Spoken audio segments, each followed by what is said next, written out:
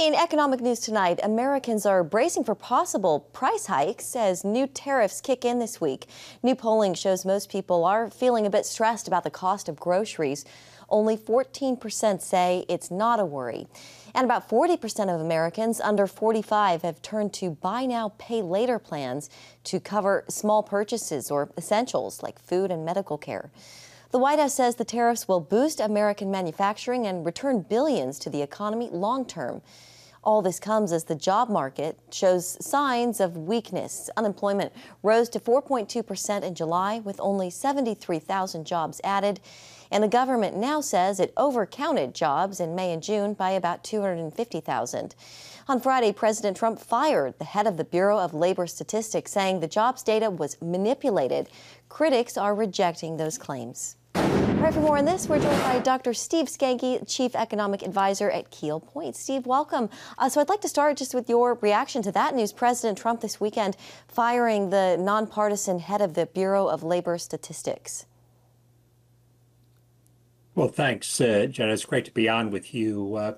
As to the firing of the head of the Bureau of Labor Statistics, it's hard to see how that achieves anything. The person was well respected within the economics community, and it would be impossible for the person in that job to change the numbers. But certainly, I understand the president's frustration to have such big corrections.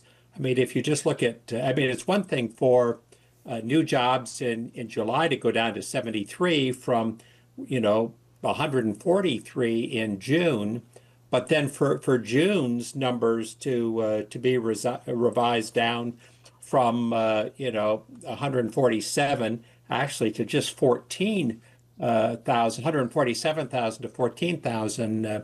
That just screams of there being a problem in the survey data. And the problem is that it's survey data that then gets corrected and readjusted with actual payroll numbers. So clearly we have a problem, but firing the person responsible and claiming that they were manipulated is probably not the quickest way to get to the bottom of it. Yeah, let's talk about the new tariffs, Steve, taking effect this week. How much do you think families at home will feel these tariffs, and could we see some notable price hikes for things like groceries, medicine? Well, we will see price hikes for groceries and medicines in particular, and as we come into the back to school period, we need to remember that 90% of the apparel, the clothes that we buy in the United States are made overseas, and a lot of those come from Asia, China, Vietnam, and places in that region. And for the prices, for the tariffs to be, in some cases, 40% or more, those price increases are just going to get passed through to consumers. Maybe not all at once, but consumers are certainly going to feel that, especially as we get into the back to school season. Yeah, Steve. But overall, tariffs. Yeah, go ahead. Go ahead.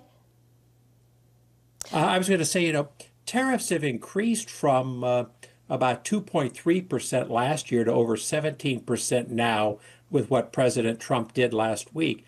That's as high as we've seen in the last 100 years. And they're just going to get, a good bit of it will get passed through to consumers. And for the average consumer, that's about another $2,500 in taxes that they're going to be paying on the things that they buy.